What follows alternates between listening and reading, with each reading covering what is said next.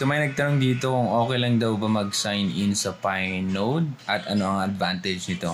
So ang tinatanong niya siguro kung okay maging Pinode operator. Oo naman, Lodi.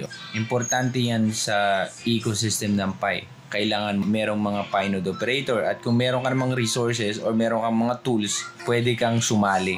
Ngayon nasa phase 2 yung testnet nila at kung gusto mo talagang itry, iset up mo na yung tools mo, pwede kang sumali at kung pinili ka na maging isang node operator, mas mataas yung makukuha mong reward kaysa yung mga normal lang na hindi nagra-run ng node. Nabanggit din yan dun sa white paper na pag mainnet na may tatlong importanteng gagawin ng mga pioneers. Yung una is yung gamitin natin yung coin natin dun sa mga application na na-built inside the network. Pangalawa, maging isang Pinode operator.